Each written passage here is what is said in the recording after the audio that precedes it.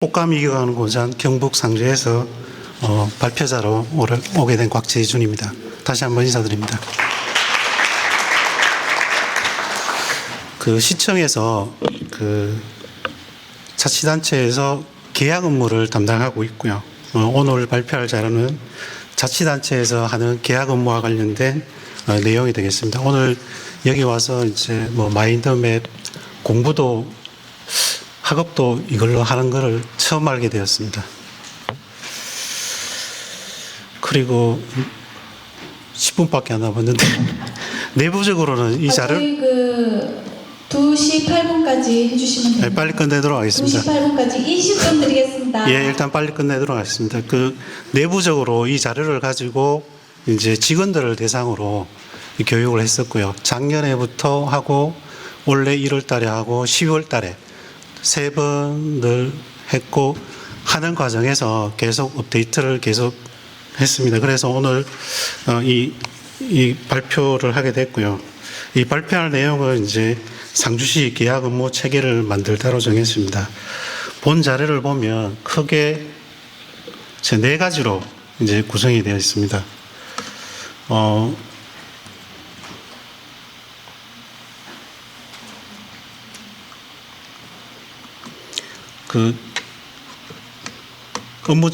업무 체계도에 따라서 이제 계약은 이제 지방자치단체가 지방계약법이 생긴 거는 2006년도 1월 1일부터 시작됐고 그 이전에 국가계약법을 준용해서 이제 사용을 했습니다. 그리고 계약은 크게 분류를 공사, 용역, 물품으로 이제 나누어지고 체계도에서 하는 공사, 용역, 물품의 카탈로그에서는 그 계약 상대자가 어느 부분을 면허를 가지고 있는지, 어느 인가를 받고 있는지에 대한 자격에 대한 부분을 관련 법에 따라서 나열해 놨고요.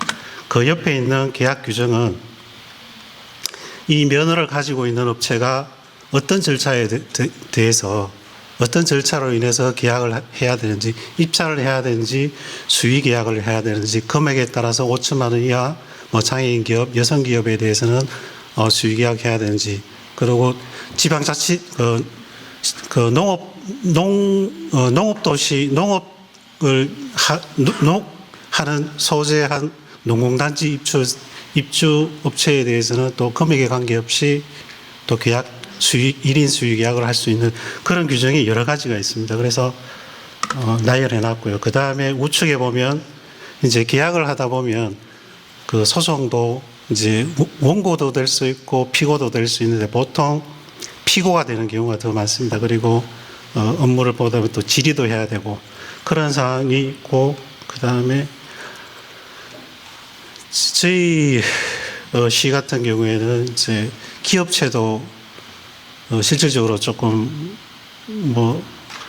좀 적게 분포되어 있고, 이 계약을 해서 그 업무를 잘 처리하고 기획력이 있고 이런 업체가 잘 없다 보니 우리 시에서 이제 업체와 상생해서 공공계약을 통해서 업체와 상생해보자는 측면에서 이제 계약 업체 현황을 이제 이 체계도를 통해서 우리 직원들한테 우리 지역에도 이런 업체가 있으니까 한번 검토해서 활용해서 공공계약을 통해서 상주시와 지역 기업이 상생하는 측면에서 한번 게시를 했습니다. 그리고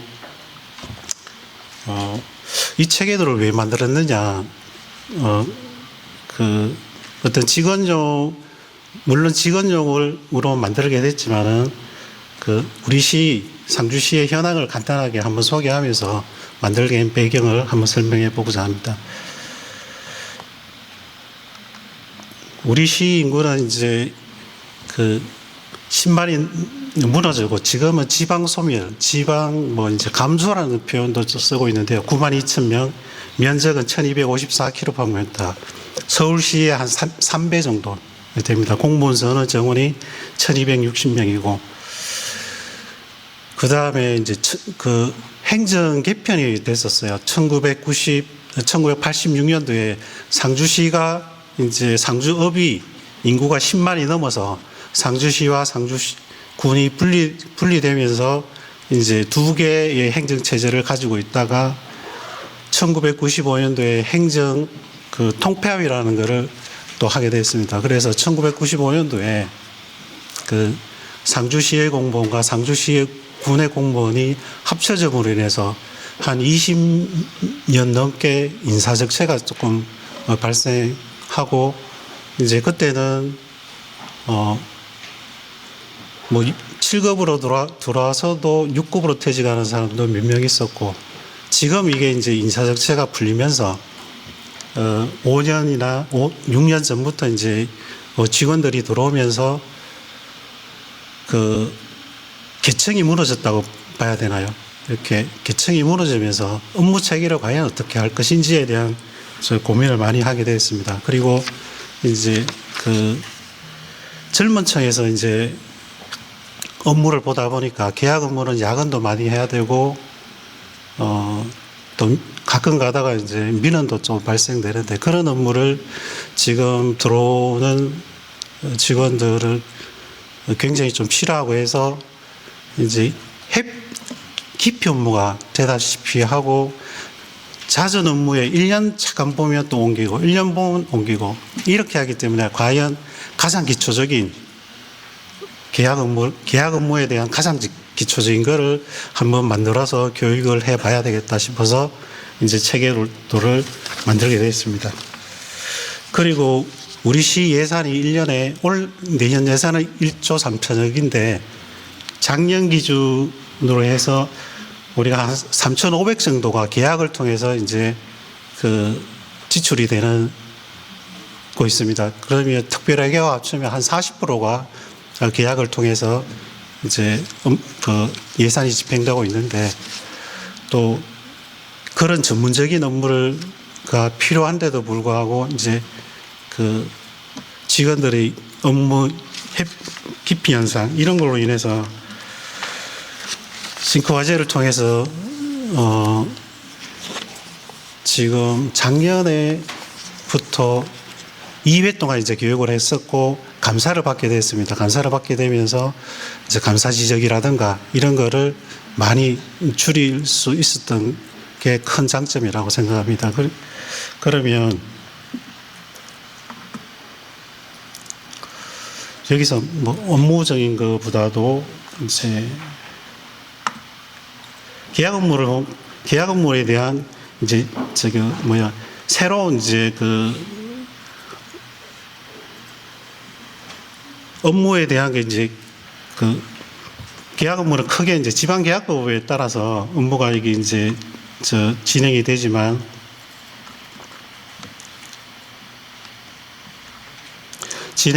이제 업무가 이제 하다 보면 새롭게 어떤 규정이 생기고, 또 하는 부분을 우리도 모르고 그 부서에 있는 사람들도 이제 모르는 경우가 있어서, 이런 것들을 과연 어떻게 처리하고, 그 다음에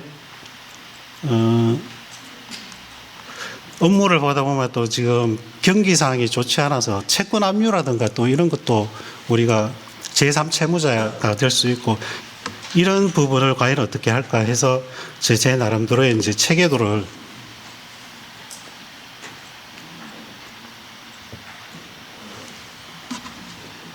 만들게 됐습니다. 만들고 업무 절차도 간소하게 한 장으로 해서 딱 정리를 했었고요.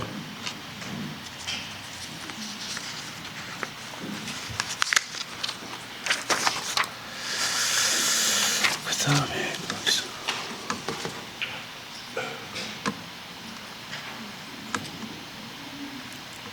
이 계약 업무를 잠깐 설명을 한번 드리고 그러면 넘어가도록 하겠습니다. 계약은 공사 용역 물품으로 이제 구분이 되고, 공사 같은 경우에는 건설산업 기본법이라고 있습니다. 도로를 건설한다든가 건물을 짓는다든가, 그럴 경우에 업종별 발주 요령이라든가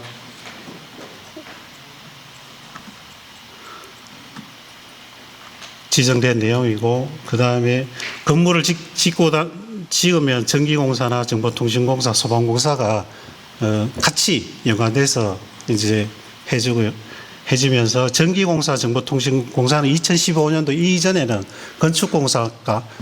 건축공사과 함께 발주가 됐었는데 2016년도 1월 1일자 이후에는 이제 분리 발주하도록 법이 개정돼서 따로따로 발주하게 됩니다. 그리고 건물을 철거하게 되면 이제 노동부에서 성면이라는 게 있습니다. 성면을 이제 해체하고 할 수 있는 그 업종을 가진 자만이 계약을 할 수 있고요. 그 다음에 임야에 대한 산에서 할 때는 산림사업법인과 계약을 해야 되고, 가로수에 이제 병이 났다, 보호수에 병이 났다 그러면 외과 수술이라든가 이런 거는 나무병원을 업종을 가지는 업체. 그 다음에 국가유산 수리업은 이제 예전에는 문화재라는 용어를 썼었는데 지금은 국가유산 수리업을 가지고 있는 업체와 이제 계약을 해야 되는 그런 상황이 있고요. 그 다음에 이제 용역 같은 경우에는 설계, 감리, 설계는 공사하기 전에 그 감리는 이제 공사가 발주하고 난 뒤에 감리 업종을 가지고 있는 업체와 하게 되고, 시설물 유지관리업이 예전에 이제 성수대교인가 다리가 무너짐으로 인해서 생긴 업종인데, 요게 시설 시특법이 안전에 대한 게 이두로 화두로 떠오르고 이제 2021년도에 중대재해법이라는 게 생겼습니다. 그럼으로 인해서 안전진단에 대한 게 지금 여러 가지로 강화돼서 계약 부분도 여러 가지로 분류가 진단도 되고 점검도 할 수 있는 기간이 많이 세분화시켜졌습니다. 그리고 예전에는 이제 전기에 대한 것만 매달 일정 그 용량이 있는 경우에는 그 용역을 줘서 점검하도록 규정이 되는데, 지금은 작년부터 소방시설에도 이제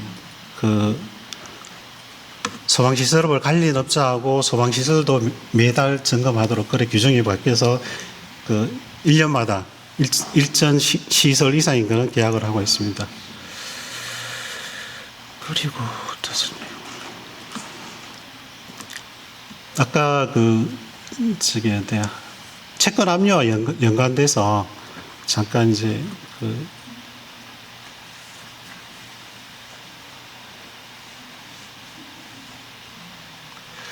요 사례를 한번 설명드리겠습니다. 채권 압류가 되면 이제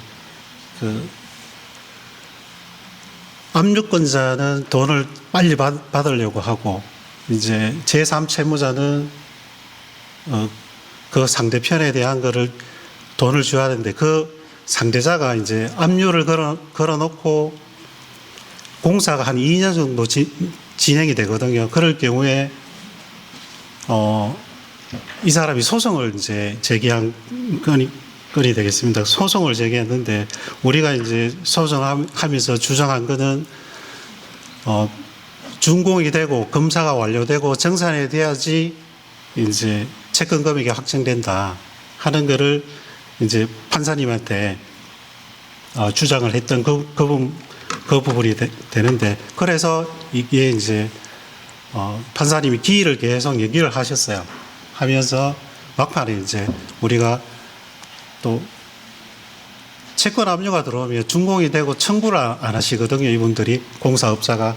그래서 강제정산 해가지고 금액이 남는 부분이 채권 금액에 미치지 못해서 공탁한 사례, 그런 사례가 되겠습니다. 업무적으로를 계속 설명하려니 좀 그래서 일단 끝으로 맺도록 하겠습니다. 협업적으로 활용한 체계도는 상주시의 이제 계약 업무 여소의 계약 업무 담당자의 전문성을 향상시키고, 또 업무 처리를 하면서 단번에 이 체계도를 들어가서 하면서 업무에 대한 처리 기간 단축이라든가 감사 지적 감소 사례, 더불어 공공계약을 통한 지역업체 수저정대를 통해서 조금이나마 상주 지역에 대한 경제가 활성화되지 않았나, 그래 제 나름대로 판단하고 있습니다. 이상으로 설명을 마치도록 하겠습니다.